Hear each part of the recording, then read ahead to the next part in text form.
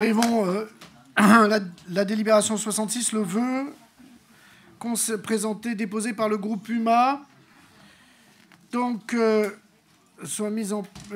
réglementation nationale soit mise en place afin d'interdire l'utilisation d'animaux vertébrés vivants comme appât lors de la pêche de loisirs. Pêche au vif, déposé par le groupe UMA. Qui rapporte ce vœu? Je n'ai pas de demande là. Faut que... Ouais. Vous pouvez donner la parole à Sandra Krief. Je ne la vois pas apparaître là, mais...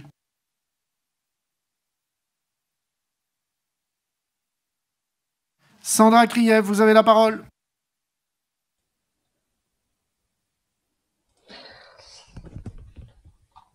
Merci. Bonsoir tout le monde en cette heure super tardive. Je ne vais pas prendre longtemps de votre temps. J'en ai pour 6 minutes maximum. Mesdames et messieurs les conseillères et conseillers métropolitains, Monsieur le Président, je souhaite d'abord adresser mes remerciements sincères à Monsieur le Président Christophe Ferrari pour m'avoir accordé la possibilité de travailler sur la condition animale en établissant un état des lieux dans notre métropole qui débouchera sur des mesures concrètes. Je sais son plein engagement pour la cause animale, notamment quand il s'agit du soutien de notre institution aux associations et à toutes celles et ceux qui militent et œuvrent au quotidien à ce sujet.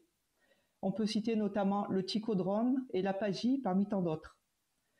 Par cet acte politique, M. Christophe Ferrari a clairement montré que notre métropole prend en considération la demande grandissante de la population pour une réelle prise en compte de la condition animale en politique.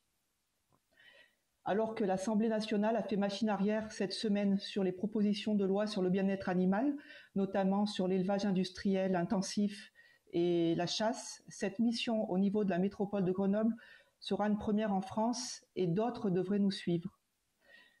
Parmi ces trop nombreux combats pour la cause animale, il existe de grands oubliés, les poissons. Et pourtant, la sensibilité et la complexité des vertébrés aquatiques, aussi petits ou grands soient-ils, n'est plus à démontrer. C'est dans une tribune publiée en 2017 dans Libération, que des dizaines de scientifiques d'ici à Grenoble, de la France et du monde entier nous ont révélé la grande sensibilité du monde aquatique. Par ce vœu que nous portons aujourd'hui, nous vous proposons de faire un petit pas de plus pour la cause animale. Nous devons nous engager pour qu'une réglementation nationale soit mise en place afin d'interdire une pratique de pêche qui est considérée comme la plus cruelle, c'est la pêche au vif. Mais alors, vous vous demandez, qu'est-ce que la pêche au vif? Il s'agit de planter un hameçon dans le dos ou la bouche d'un vertébré vivant, le plus souvent un poisson, afin que son prédateur le dévore. Le poisson transpercé vivant peut souffrir pendant des heures et paniquera sans issue possible jusqu'à l'approche du prédateur qui finira lui-même transpercé par un hameçon. Comment permettre cette activité de loisir cruelle alors que l'INRA affirme que les cerveaux des poissons ont des structures homologues à celles des mammifères qui leur permettent d'éprouver consciemment la douleur et les émotions? Contrairement à certains de nos homologues européens, le droit français ne fait part d'aucune réglementation visant à limiter la souffrance des poissons en pêche de loisir ou professionnelle. Il est grand temps que nous rejoignions l'Allemagne, l'Autriche, l'Écosse, l'Irlande ou encore la Suisse, qui ont tous interdit cette pratique archaïque, et de demander par ce vœu à l'État français qu'aujourd'hui tous les animaux comptent et que leurs intérêts ont le droit d'être reconnus et respectés. Au-delà de l'aspect qui, je crois, touche chacun et chacune d'entre nous, vouloir interrompre la souffrance animale, la pêche au vif a aussi un impact écologique. En effet, l'Office français de la biodiversité déclare que les espèces utilisées en tant que vifs sont dispersées dans les milieux où elles ne sont pas indigènes, et ce déplacement de population de vertébrés, parfois d'élevage vers des milieux sauvages, a un impact sur la faune et la flore locale, générant ainsi une pollution génétique des espèces autochtones.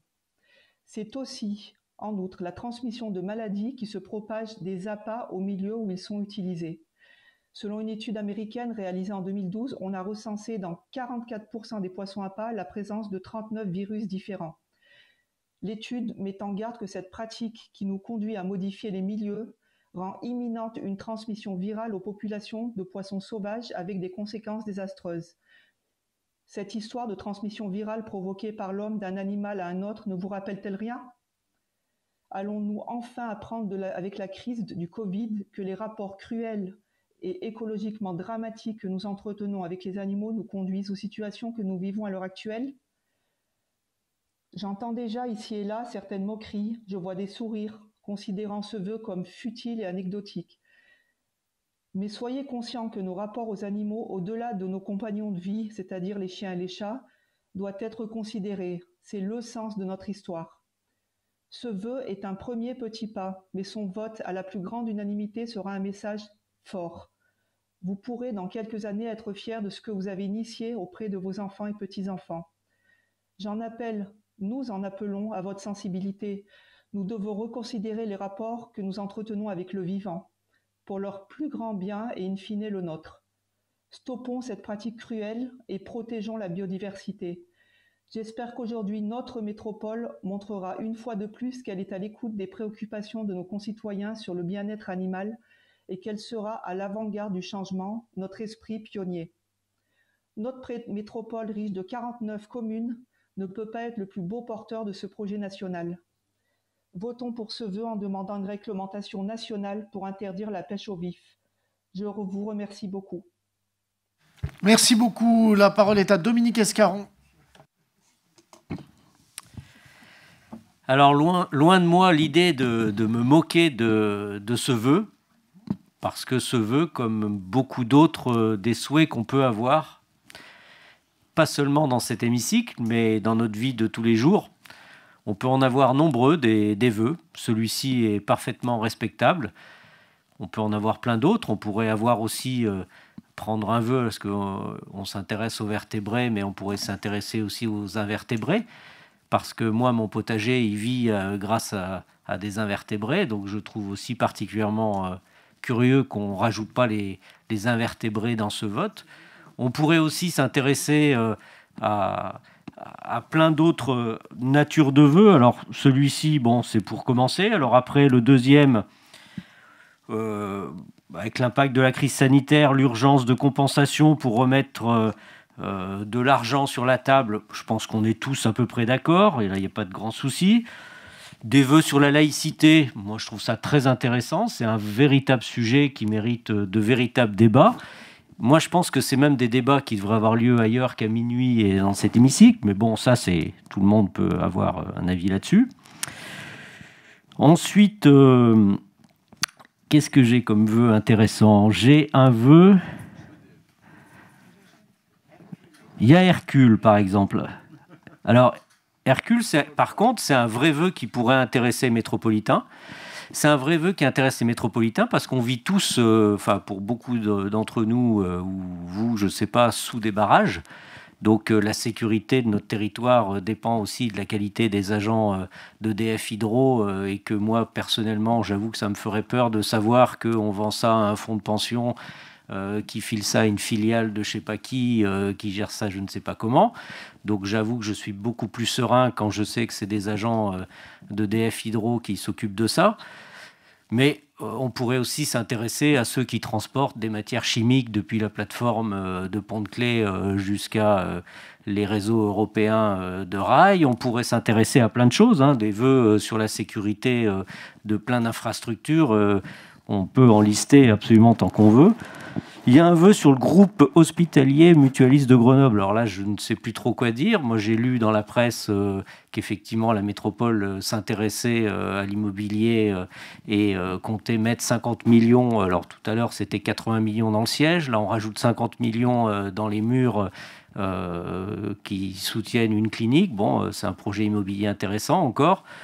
Effectivement, on est tous pour la santé, on est tous pour que les choses se passent le mieux possible dans ce domaine-là, mais j'avoue encore une fois que je ne comprends pas tout de l'intérêt de la métropole de se mêler d'affaires privées, de faire encore une fois de la légalité sur des contrats qui sont passés entre des acteurs privés. Je suis aussi étonné qu'on ne s'intéresse pas à l'immobilier du Café de France, parce que j'ai lu aussi dans la presse qu'on pourrait aussi s'intéresser à cet angle de rue qui semble intéresser une franchise internationale. Bon, vous voyez, les vœux, c'est vraiment quelque chose de formidable. Je ne sais pas si j'en ai oublié un, mais peu importe. nous, honnêtement, on est fatigués de tout ça. C'est pas que les sujets, vous voyez, sont pas intéressants. On est fatigué parce qu'il est minuit, parce qu'on se fout de notre gueule quand je vois que même l'opposition n'a plus le droit de participer, ce qui peut encore une fois poser des problèmes de légalité. Bon, nous, on en a un petit peu assez. On va vous laisser discuter vœu par vœu. Voilà, vous prendrez le temps que vous voulez. Nous, on arrête. Voilà. On vous souhaite une bonne soirée et à très bientôt. Merci. La parole est à Bertrand Spindler. Alors, je vais parler en mon nom personnel parce que sur cette question philosophique, chacun a sa propre opinion. Donc, la campagne qui est relayée ici est celle de l'association à but philosophique PAZ, Paris Animaux Zoopolis, qui a pour fondement le livre de 2 philosophes canadiens intitulé « Zoopolis, une théorie du droit des animaux ».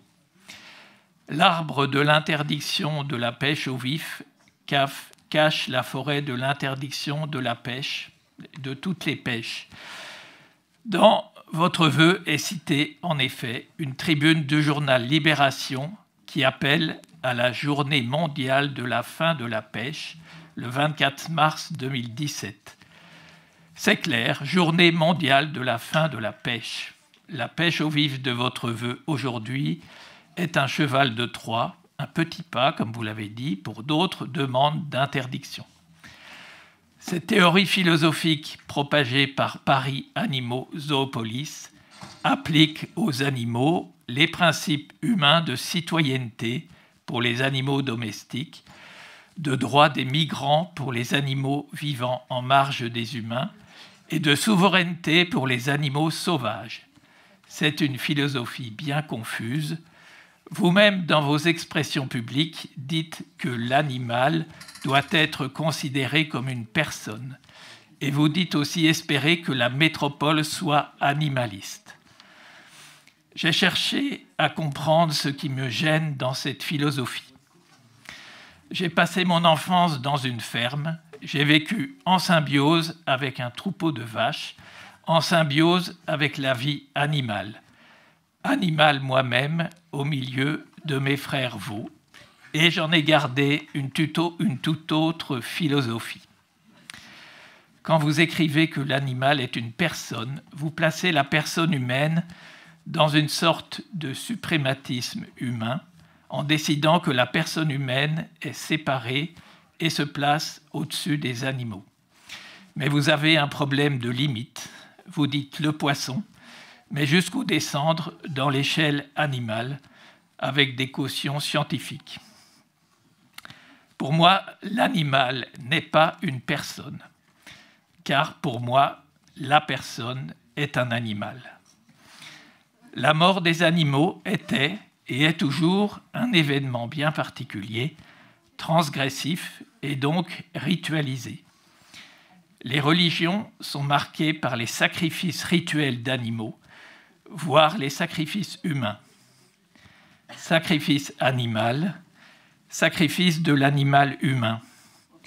La personne est un animal. Notre civilisation judéo-chrétienne en porte la trace. J'y inclus l'islam qui fête le sacrifice d'Abraham.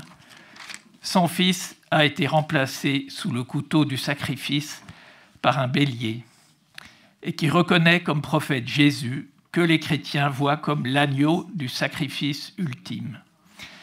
Il reste des traces de ces religions de sacrifice dans les rites d'abattage de certaines religions, viande cachère, viande halal. Je ne crois pas qu'on puisse à la fois rester dans ces traditions des religions du livre et être animaliste. Le parti animaliste voudra demain interdire la pêche et après-demain interdire la fête de l'Aïd. Si l'animal est une personne, vous ébranlez les fondements de 3 religions. Vos croyances sont respectables, votre philosophie est respectable. Vous utilisez votre position d'élu pour en faire la propagande. C'est votre choix que je n'approuve pas. Nous sommes dans une république laïque, nous en parlerons tout à l'heure. Il manque peut-être un chapitre à notre règlement intérieur pour exclure de l'ordre du jour les sujets qui n'ont rien à y faire, car la métropole n'en a pas la compétence. Ainsi, les idées philosophiques ou religieuses, ainsi les théories millénaristes, quand bien même elles paraîtraient tout à fait sympathiques et belles. La métropole n'a pas à être animaliste ni non-animaliste. La métropole n'est qu'un établissement public de coopération intercommunale. Elle a bien assez de compétences comme cela. Je voterai contre ce vœu, mais il aurait mieux valu, Monsieur le Président, que vous ne l'eussiez pas inscrit à l'ordre du jour. Aussi, pour ne mettre personne mal à l'aise, je propose que la question préalable suivante soit posée maintenant à l'Assemblée. Le Président doit-il mettre aux voix le vœu contre la pêche au vif? Si la question est ainsi posée, je dirais que non. Anaïde Mardy-Rossian.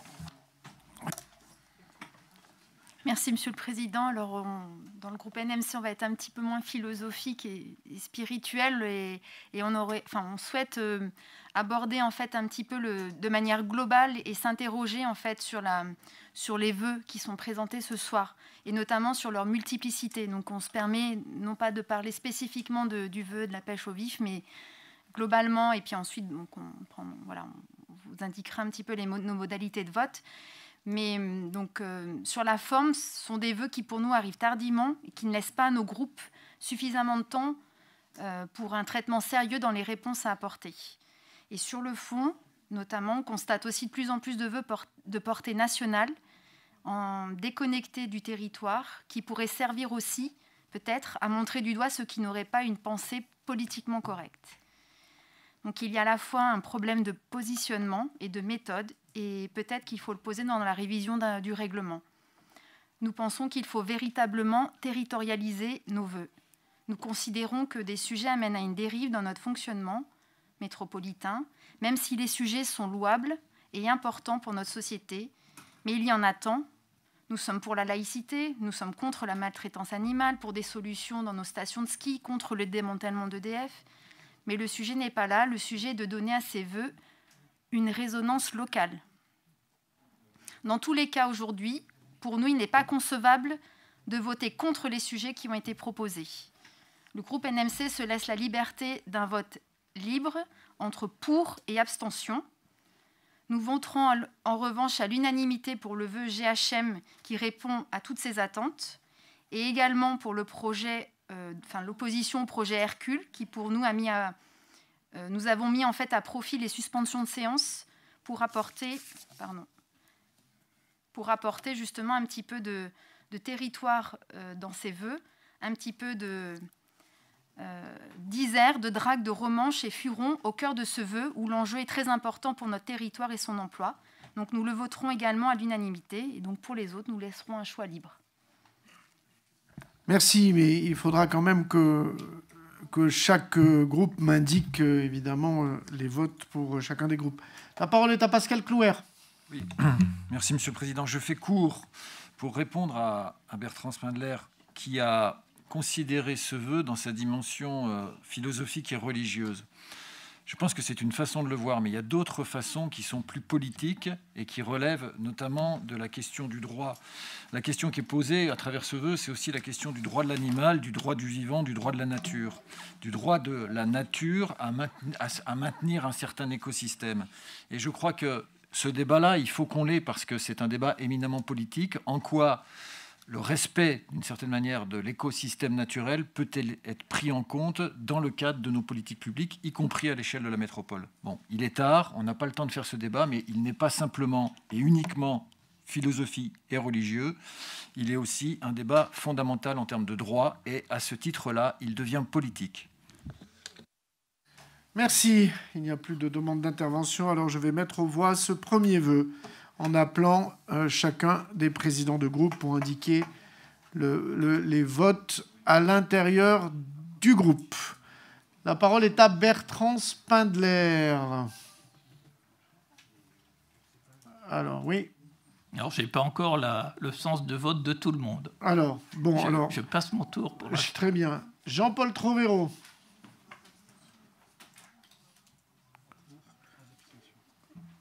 Ouais, on n'a pas la totalité des votes. Hein, dans l'état, enfin, de toute façon, on aura un vote. Vous voulez faire un vote électronique? On aura un vote différencié, Monsieur le Président. Et autrement, il y a un truc très simple, hein, comme tout à l'heure. Pour, contre, abstention. Hein, c'est très rapide. Hein. Oui, mais donc voilà. Je suis désolé, mais bon. C'est trop dispersé. Comme ça, je vous propose qu'on ait un vote électronique. Au moins, les choses... C'est plus clair, oui. Voilà. Moi, je vous propose... Non, si c'est compliqué pour les présidentes et présidents de groupe à cette heure-ci, de rassembler entre ici et ailleurs... C'est pas voilà, donc, pas tout à fait. Alors, je vous propose de mettre aux voix par le scrutin, tout simplement. Comme ça, chacun vote, c'est pour, contre, abstention, et comme ça, au moins, les choses sont posées ainsi. Je vous laisse donc reprendre votre feuille de vote. Électronique, oui.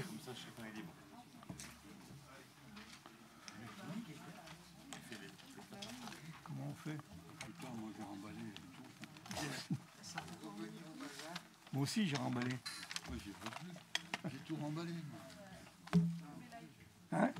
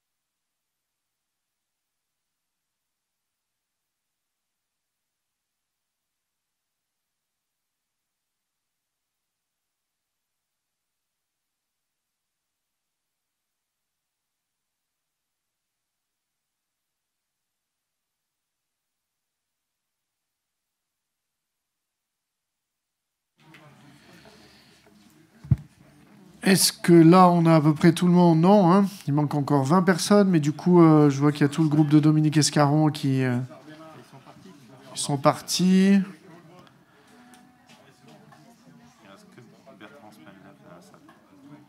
Il reste Bertrand Spindler qui n'arrive pas à se connecter.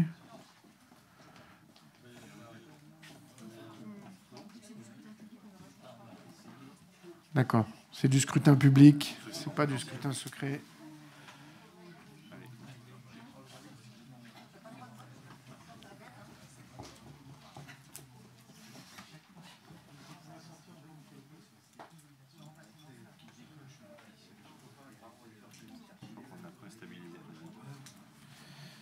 On est bon? Non?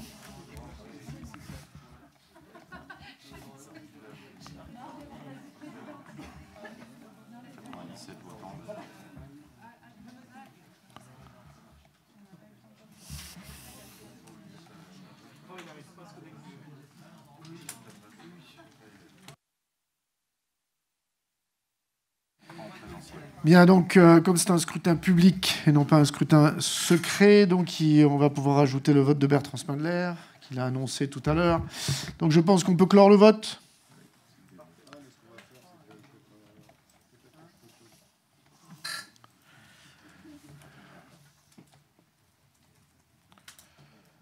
Donc, nous avons pour 48, contre 16, abstention 52. Donc le vœu est donc adopté.